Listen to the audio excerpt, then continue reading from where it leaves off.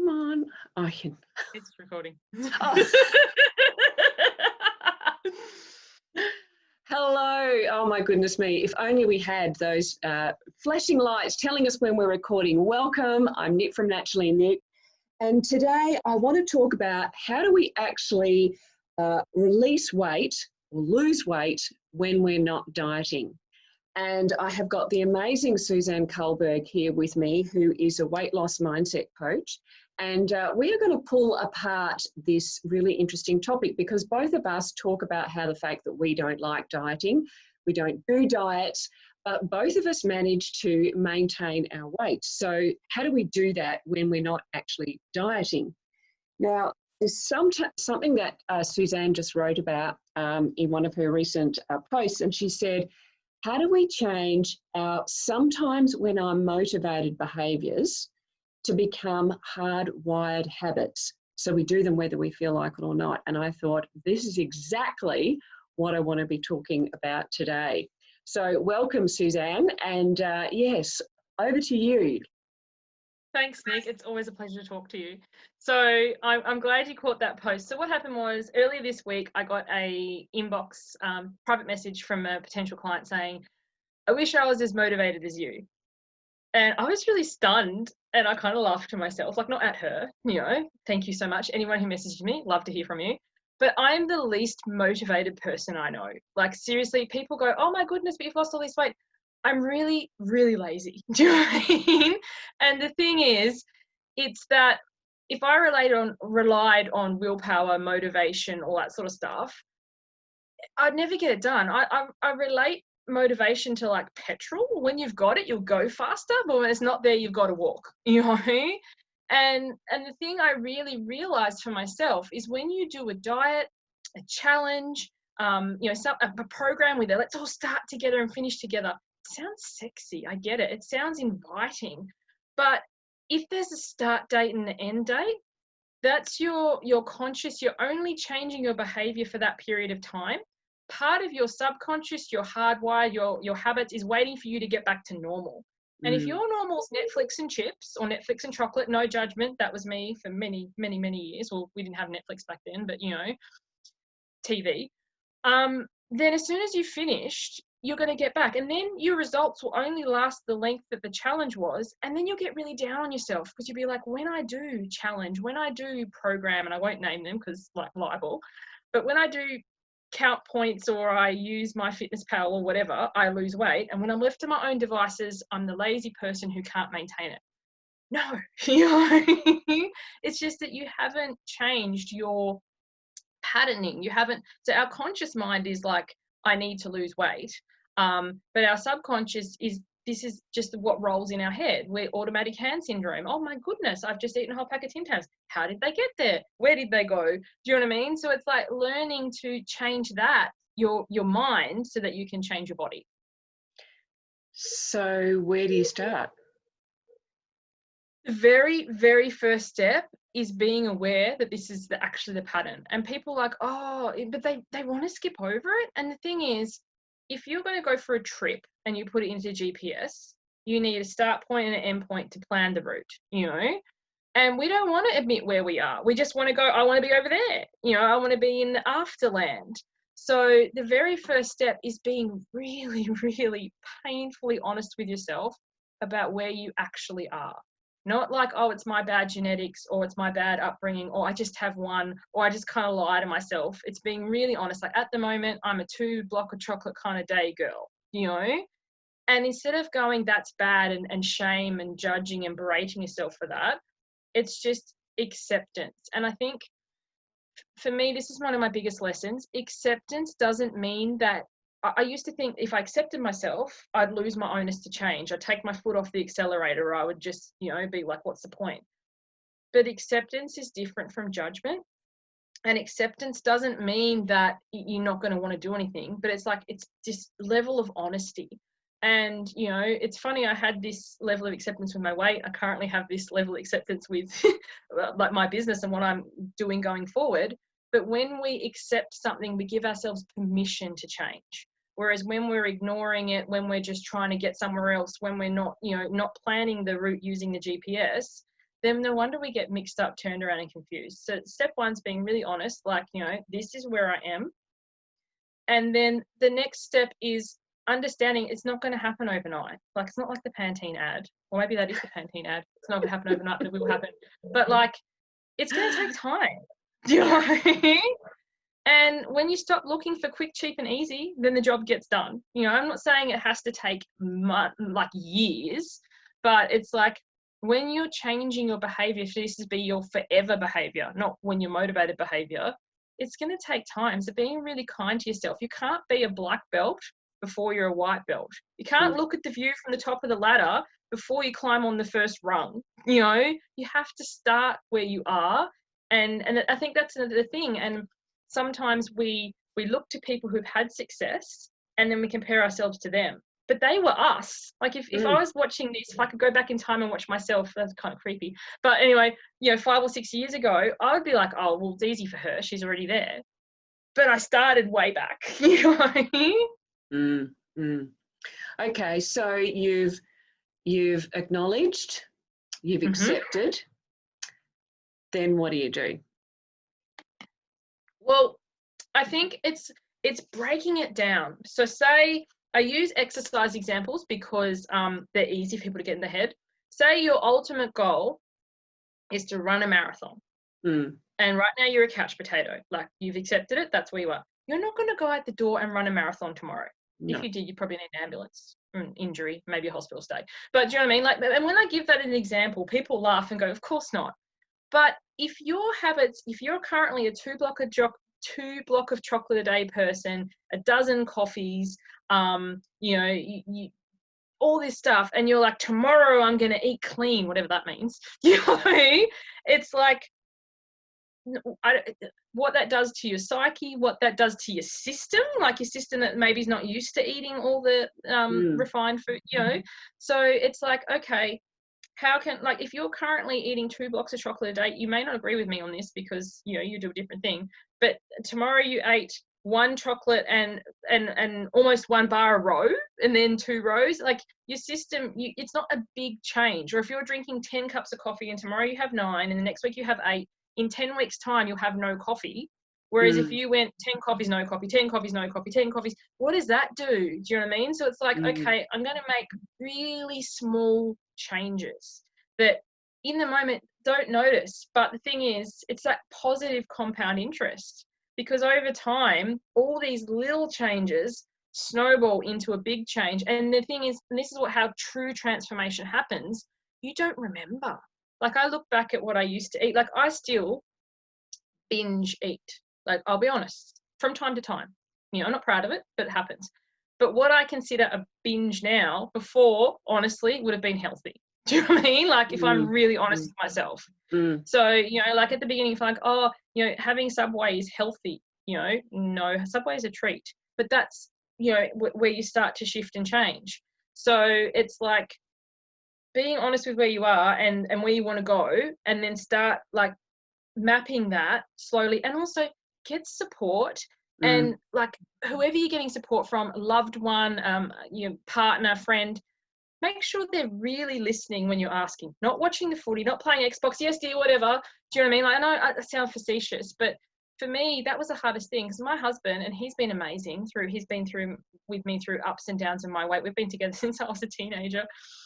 And this last iteration, he just rolled his eyes and goes, here she goes again. And a lot of my clients say that. They're like, oh, my partner. And, you know, and I can understand that. I put him through like 15, 14, like a number of years of this. But, you know, being really honest. And then you might get the, you're not going to diet? How do you think you're going to lose weight? Oh, have you tried keto? Have you tried, like, the people trying to help?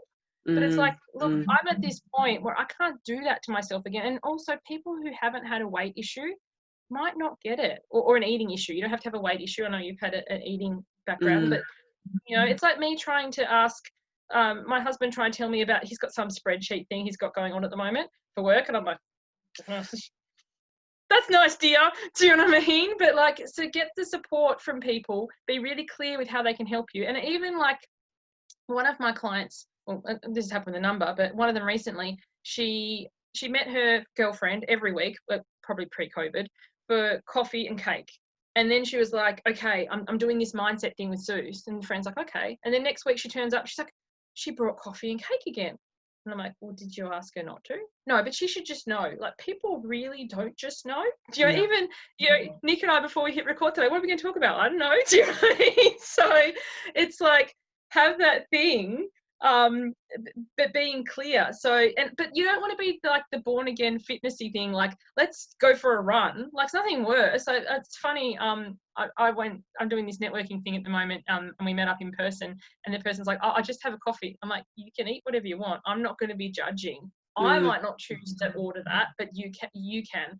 So it's being really clear on, you know, if the relationship dynamic is going to change, how, but also not like, I'm going to drag you along with me, because nobody wants that. You know?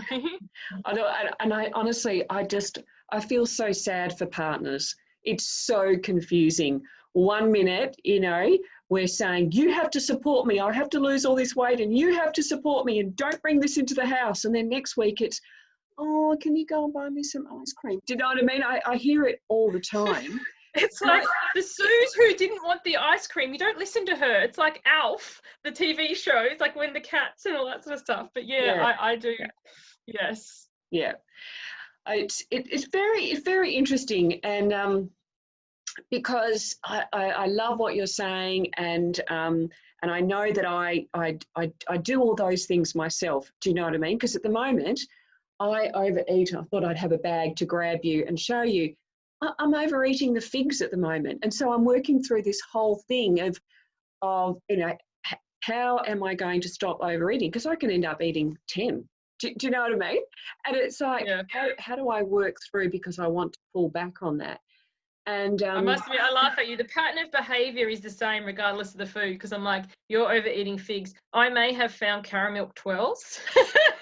Never should have started down that path, you know, but it doesn't matter what the thing is. If it's excess to requirements, if you're eating for reasons other than hunger, it's the pattern of behavior, not the thing you're choosing to indulge in. And you know what's really interesting is that it used to be dark chocolate. So and so I went from going, I just can't have the dark chocolate because I just end up eating too much of it. So I'm not going to have it at all. And then somehow I discovered these figs. And so now that's become, you know, what it is. And I know we've talked about this before, but it's such an interesting thing because I love to do experiments. And I think that they often have a place in what we're talking about. And I don't know where to slot it, because I'm with you with the whole on-off mentality of diets and, you know, a challenge. But sometimes I think a challenge can be good if you're using it as an experiment to see how your body feels without a certain substance. And I know that, like, my sister has just switched something in her diet. So she's just dropped out like 20 teaspoons of sugar a day. And she's just saying to me, I just can't believe the differences. You know, this isn't hurting. I'm sleeping better. All these positives.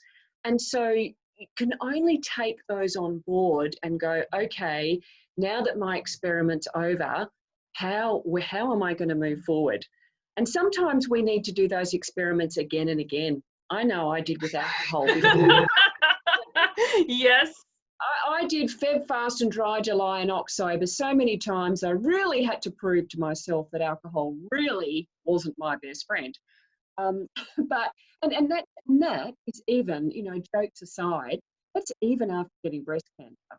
You know, I'd started, you know, doing that before breast cancer, but even after getting breast cancer, when I knew the association between, you know, alcohol and breast cancer, it still took 18 months.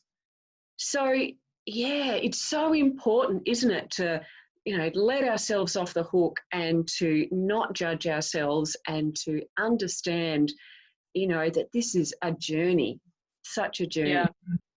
I think you've raised an excellent point there. A lot of people come to me, and I imagine they come to you and they say, I've failed so many times before, why will this be any different? And really get stuck in this place of beating ourselves up for all the times it didn't work.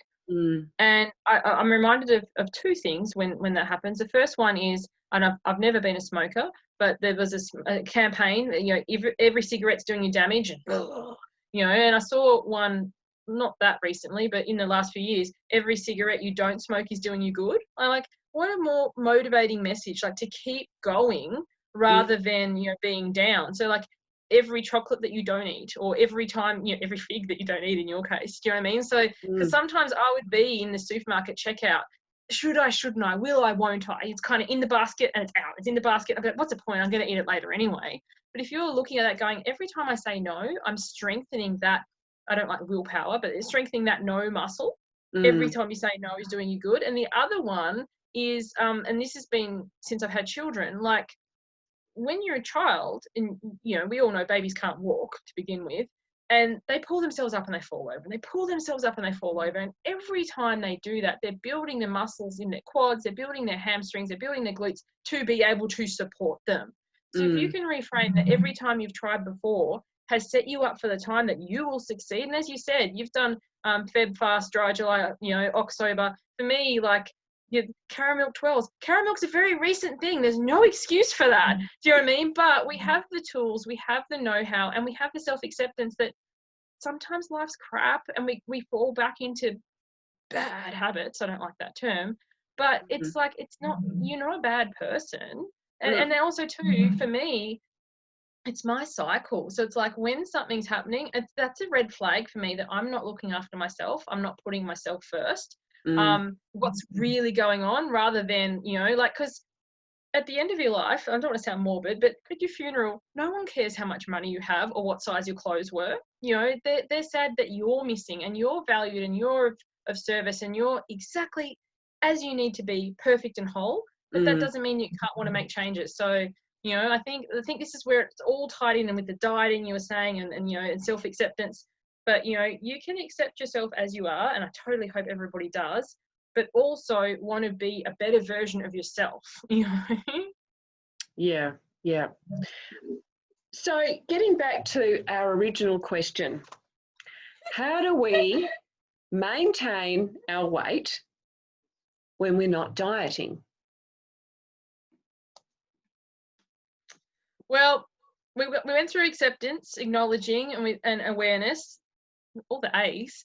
But I think the other one is when you have the freedom to eat whatever you want, truly the freedom, not the faux freedom when you're first starting out, I can honestly say without a doubt, the temptation falls away. It doesn't go away entirely, as I said, caramel thing recently, but, like, you know, when you come from a dieting background, which I have, in the back of your mind, your unconscious is always like, when are we going to get back to normal? Like, when are we going to have KFC, or, you know, when are we, you know, but when you're like, I can have whatever I want, like, the world's my oyster,